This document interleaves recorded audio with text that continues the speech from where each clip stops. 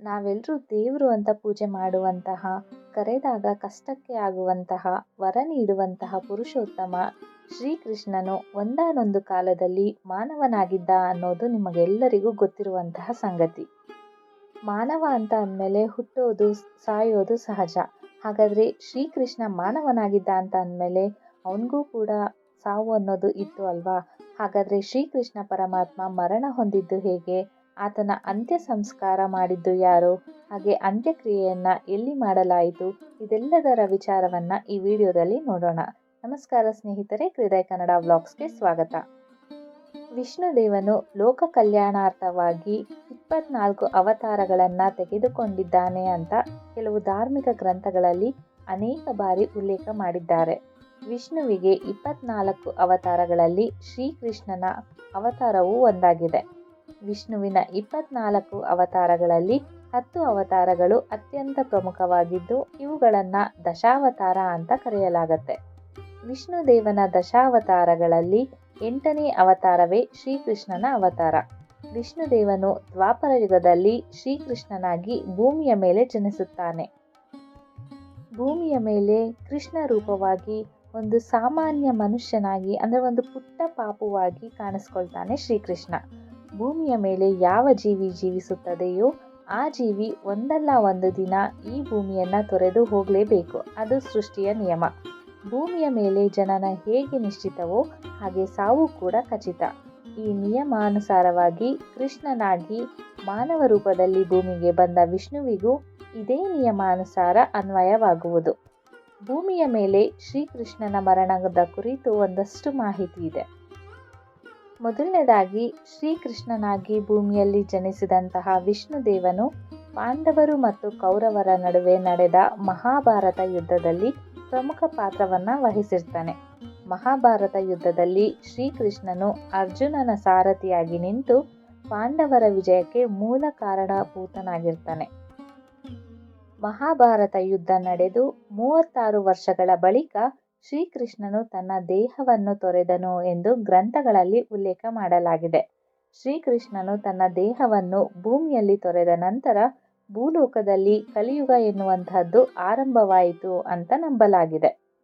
ಮಹಾಭಾರತ ಯುದ್ಧದ ನಂತರ ಶ್ರೀಕೃಷ್ಣನು ಎಲ್ಲವನ್ನ ತೊರೆದು ಕಾಡಿನಲ್ಲಿ ವಾಸವಾಗಲು ಹೋಗ್ತಾನಂತೆ.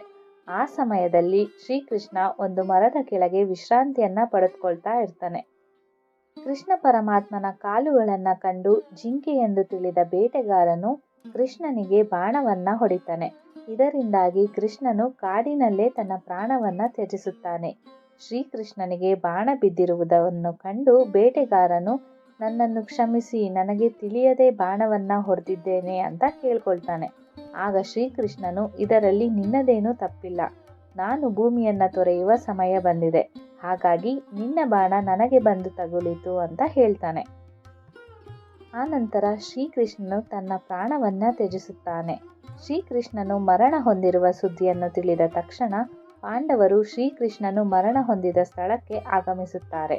ಹಾಗೂ ಪಾಂಡವರಲ್ಲಿ ಅರ್ಜುನನು ಶ್ರೀಕೃಷ್ಣನಿಗೆ ಪ್ರಿಯವಾದನಾದ್ದರಿಂದ ಸ್ವತಃ ಅರ್ಜುನನೇ ಶ್ರೀಕೃಷ್ಣನ ಅಂತಿಮ ವಿಧಿಗಳನ್ನು ಪೂರ್ಣಗೊಳಿಸುತ್ತಾನೆ. ಹಾಗಾದರೆ ಶ್ರೀಕೃಷ್ಣನ ಅಂತ್ಯ ಸಂಸ್ಕಾರ ಎಲ್ಲಿ ನಡೀತು ಅಂತ ಅಂದರೆ, ಗುಜರಾತಿನ ಸೋಮನಾಥ ದೇವಾಲಯದ ಬಳಿ ಇರುವ ಹಿರಣ್ಯ, ಸರಸ್ವತಿ ಮತ್ತು ಕಪಿಲಾ ನದಿಗಳ ಸಂಗಮದಲ್ಲಿ ಶ್ರೀಕೃಷ್ಣನ ಅಂತ್ಯ ಸಂಸ್ಕಾರ ಅಥವಾ ಅಂತಿಮ ಸಂಸ್ಕಾರ ನಡೆಯಿತು ಅಂತ ಹೇಳಲಾಗಿದೆ. ಶ್ರೀಕೃಷ್ಣನು ಮರಣ ಹೊಂದಿದ ನಂತರ ಆತನ ಅಂತ್ಯಕ್ರಿಯೆಯನ್ನು ಪಾಂಡವರೇ ಮಾಡ್ತಾರೆ.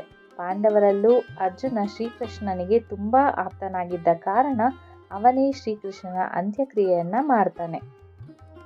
ಪುರುಷೋತ್ತಮನಾದ ಶ್ರೀಕೃಷ್ಣನು ಹೇಗೆ ತನ್ನ ಸಾವನ್ನು ಸ್ವೀಕರಿಸ್ತಾನೆ ಅಂತ ನೀವು ಈ ವಿಡಿಯೋದಲ್ಲಿ ತಿಳ್ಕೊಂಡಿದ್ದೀರಾ. ಹಾಗೆ ಕುಲುಮಾನವರಾದ ನಮಗೂ ಕೂಡ ಹುಟ್ಟು ಸಾವು ಅನ್ನೋದು ಸಹಜ. ಇದು ಪ್ರಕೃತಿಯ ನಿಯಮ.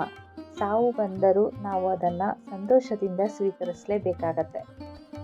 ಸಾಯೋದಕ್ಕೆ ಅನೇಕ ಕಾರಣಗಳಿರ್ತವೆ. ಹಾಗೆ ಆ ಒಂದು ಕಾರಣದಿಂದ ನಮ್ಮ ಸಾವು ಸಂಭವಿಸುತ್ತೆ. ಈ ಭೂಮಿಯನ್ನು ತೊರೆಯುವುದಕ್ಕೆ ಆ ಒಂದು ಕಾರಣ ನೆಪ ಮಾತ್ರ. ಆ ಕಾರಣ ಯಾವುದಾದ್ರೂ ಆಗಿರಬಹುದು. ಸೊ ನೋಡಿದ್ರಲ್ಲ ಫ್ರೆಂಡ್ಸ್, ಇವತ್ತಿನ ಈ ವಿಡಿಯೋದಲ್ಲಿ ಶ್ರೀಕೃಷ್ಣನ ಸಾವು ಹೇಗೆ ಸಂಭವಿಸಿತು, ಹಾಗೆ ಆತನ ಅಂತ್ಯಕ್ರಿಯೆಯನ್ನು ಯಾರು ಮಾಡಿದ್ರು, ಎಲ್ಲಿ ಮಾಡಲಾಯಿತು, ಎಲ್ಲದರ ವಿಷಯವನ್ನು ತಿಳ್ಕೊಂಡಿದ್ದೀರಾ. ಈ ಮಾಹಿತಿ ಇಷ್ಟ ಆಯಿತು ಅಂತ ಅಂದ್ಕೊಂಡಿದ್ದೀನಿ. ಇಷ್ಟ ಆದಲ್ಲಿ ಈ ವಿಡಿಯೋಗೆ ಒಂದು ಲೈಕ್ ಕೊಟ್ಟು ನಿಮ್ಮ ಅನಿಸಿಕೆ ಅಭಿಪ್ರಾಯಗಳನ್ನು ಕಮೆಂಟ್ ಬಾಕ್ಸ್ ಮೂಲಕ ತಿಳಿಸಿ. ಹಾಗೆ ಈ ವಿಡಿಯೋದಲ್ಲಿನ ಮಾಹಿತಿಯನ್ನು ನಿಮ್ಮ ಫ್ರೆಂಡ್ಸ್ ಜೊತೆಗೆ ರಿಲೇಟಿವ್ಸ್ಗೂ ಕೂಡ ಶೇರ್ ಮಾಡಿ ನಮ್ಮ ಚಾನಲ್ಗೆ ಸಪೋರ್ಟ್ ಮಾಡಿ ಅಂತ ಕೇಳ್ಕೊಳ್ತಾ ಇದ್ದೀನಿ. ಈ ವಿಡಿಯೋವನ್ನು ಪೂರ್ತಿಯಾಗಿ ನೋಡಿದ್ದಕ್ಕೆ ತುಂಬ ಧನ್ಯವಾದಗಳನ್ನು ತಿಳಿಸ್ತಾ ನಾನು ಮತ್ತೆ ಮುಂದಿನ ವಿಡಿಯೋದಲ್ಲಿ ಹೊಸ ಮಾಹಿತಿಯೊಂದಿಗೆ ನಿಮ್ಮ ಮುಂದೆ ಬರ್ತೀನಿ ಅಂತ ಹೇಳ್ತಾ ಈ ವಿಡಿಯೋವನ್ನು ಮುಗಿಸ್ತಾ ಇದ್ದೀನಿ. ಮುಗಿಸೋ ಮುಂಚೆ ಇನ್ನೂ ಕೂಡ ನೀವು ಚಾನಲ್ಗೆ ಸಬ್ಸ್ಕ್ರೈಬ್ ಮಾಡಿಲ್ಲ ಅಂತಂದರೆ ದಯವಿಟ್ಟು ಸಬ್ಸ್ಕ್ರೈಬ್ ಮಾಡೋದನ್ನು ಮರಿಬೇಡಿ. ಪಕ್ಕದಲ್ಲೇ ಬೆಲ್ ನೋಟಿಫಿಕೇಷನ್ ಐಕಾನ್ ಕೂಡ ಇರುತ್ತೆ, ಅದನ್ನು ಎನೇಬಲ್ ಮಾಡ್ಕೊಳ್ಳಿ. ಎನೇಬಲ್ ಮಾಡ್ಕೊಳ್ಳೋದ್ರಿಂದ ನಾನು ಹಾಕುವಂತಹ ವೀಡಿಯೋಸ್ಗಳ ಬಗ್ಗೆ ನಿಮಗೆ ನೋಟಿಫಿಕೇಷನ್ ಮೂಲಕ ಫೋನ್ ತಿಳಿಸ್ಕೊಡುತ್ತೆ. ಶ್ರೀಕೃಷ್ಣನನ್ನು ನೆನೆಯುತ್ತಾ ಈ ವಿಡಿಯೋವನ್ನು ಮುಗಿಸ್ತಾ ಇದ್ದೀನಿ. ಎಲ್ಲರಿಗೂ ನನ್ನ ನಮಸ್ಕಾರಗಳು.